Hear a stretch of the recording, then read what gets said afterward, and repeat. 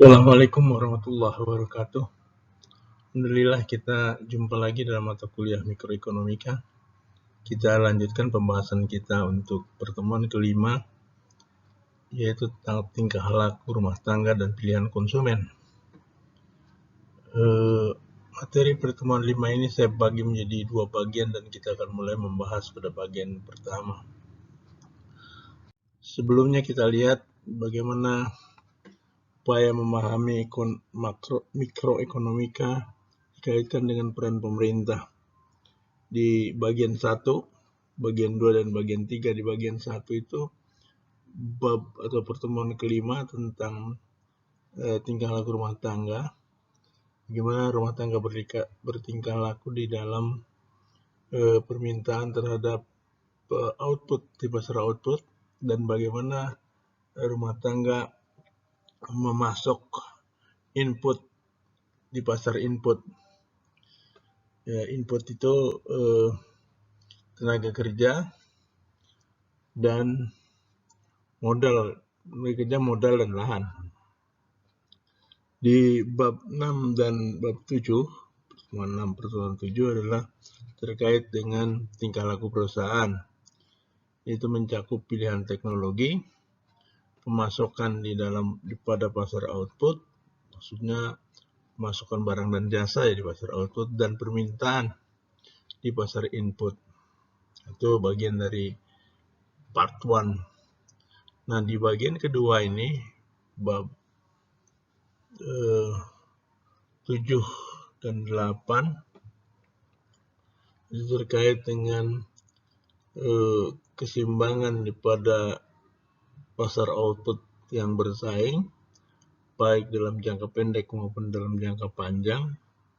Kemudian pertemuan 9 dan 10 itu soal pasar input bersaing, pasar tenaga kerja dan lahan, serta pasar modal.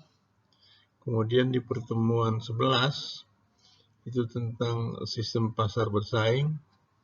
Itu kita bahas bagaimana keseimbangan umum dan efisiensi pasar bersaing sempurna. Di bagian ketiga, itu pertemuan 12 sampai 15, itu dibahas tentang pasar tidak sempurna dan peran pemerintah. Itu struktur pasar tidak sempurna, kemudian adanya externalities, barang publik, dan informasi yang tidak sempurna, serta pilihan-pilihan dari masyarakat. Juga soal income distribution, distribusi pendapatan dan kemiskinan. Itu gambaran secara umum bagaimana memahami ekonomi atau mikroekonomika dan peran pemerintah. Baik, kita lanjutkan soal keputusan perusahaan dan rumah tangga. Kita lihat di sini di pasar output, pasar barang dan jasa itu perusahaan mensuplai output, sedangkan rumah tangga itu demand terhadap output. Pada pasar input, baik tenaga kerja, pasar tenaga kerja maupun pasar modal, itu tenaga kerja disuplai oleh rumah tangga. Perusahaan itu memerlukan tenaga kerja, dia demand terhadap tenaga kerja. Kemudian juga di pasar modal itu tabungan rumah tangga itu menyediakan supply untuk modal, dan investasi perusahaan itu membutuhkan modal.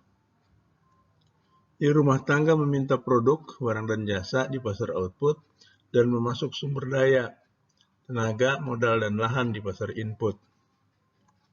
Perusahaan meminta sumber daya, tenaga kerja maksudnya, modal, lahan di pasar input, dan perusahaan memasok produk, barang, dan jasa yang ditawarkan di pasar output.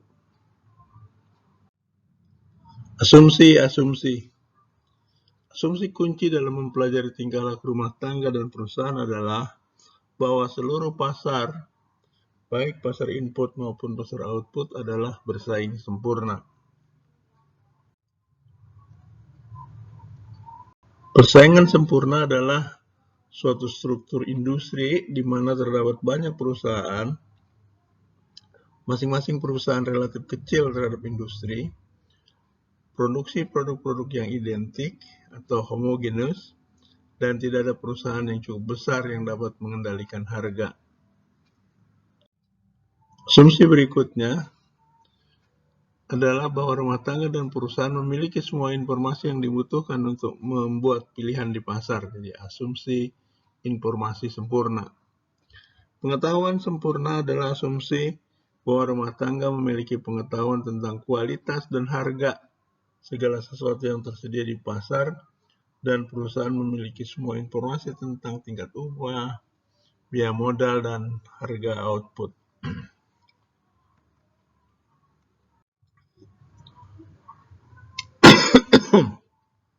Pilihan rumah tangga di pasar output. Setiap rumah tangga harus membuat 3 keputusan pokok.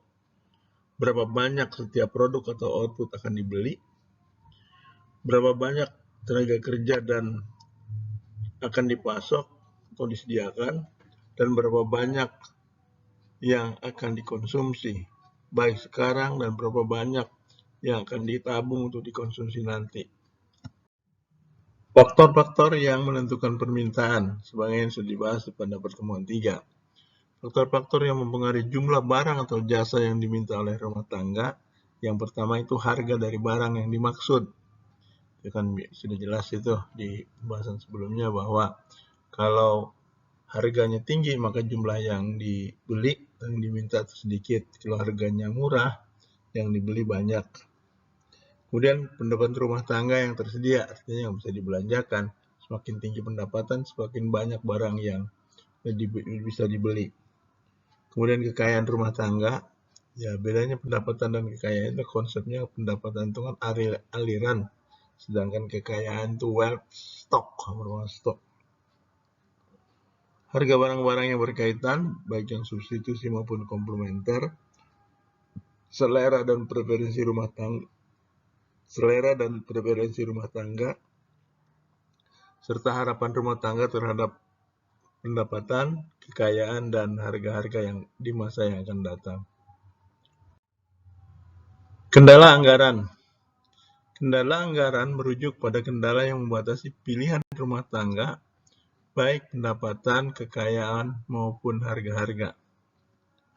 Seperangkat pilihan atau seperangkat kesempatan adalah seperangkat opsi yang didefinisikan sebagai kendala anggaran. Kendala anggaran memisahkan kombinasi barang dan jasa yang tersedia dengan pendapatan yang terbatas dengan yang tidak terbatas. Kombinasi yang tersedia membuat seperangkat pilihan. Pilihan anggaran yang mungkin bagi seorang dengan pendapatan $1.000. Ini kan ada 4 pilihan. Pilihan A itu sewa 400, pangan 250, lainnya 350, totalnya 1.000. Tersedia? Yes. Ya tersedia, itu cukup. Kemudian pilihan B itu sewa 600, pangan 200, lainnya 200, jumlah 1.000. Tersedia? Iya, tersedia, cukup artinya. Pilihan C itu sewa 700, pangan 150, lainnya 150, totalnya masih 1.000. Jadi itu pilihan yang mungkin. Sedangkan pilihan D itu kalau sewanya 1.000, pangan 200, lainnya 200, jumlahnya 1.200 tuh. Itu nggak mungkin karena anggarannya cuma 1.000. Biaya real dari barang atau jasa adalah biaya kesempatan yang ditentukan oleh harga-harga relatif. Kendala anggaran ketika pendapatan $200 per bulan, harga kunjungan ke Jazz Club adalah $10, dan harga makanan Thai itu adalah $20, maka satu kombinasi yang mungkin adalah 5 makanan Thai dan 10 kunjungan Jazz Club per bulan. 5 makanan Thai dan 10 Jazz Club per bulan. Itu kita lihat pada titik C. Titik C itu adalah kombinasi pilihan yang memenuhi kendala anggaran. Sebenarnya di sepanjang garis ABC itu adalah kombinasi-kombinasi pilihan yang memenuhi kendala anggaran. Kalau kita lihat di sini, titik E merupakan kombinasi yang tidak mungkin pada harga yang berlaku sekarang.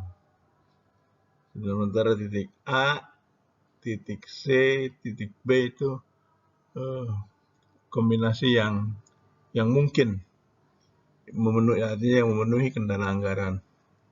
Titik D malah tidak efisien ini. Titik D tidak menghabiskan pendapatan yang tersedia. Ya mungkin dia ada saving di situ kan.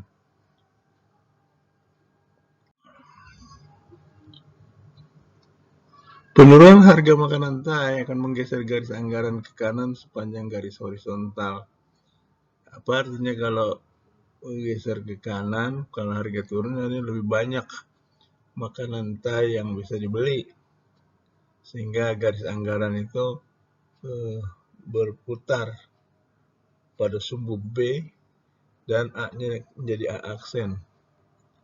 Penurunan harga suatu barang memperluas perangkat kesempatan konsumen. Jadi dengan turunnya harga makanan Thai, maka itu pilihan konsumen akan menjadi lebih luas. Saya kira demikian untuk bagian yang pertama, dan kita lanjutkan nanti pada bagian yang kedua. Terima kasih. Assalamualaikum warahmatullahi wabarakatuh.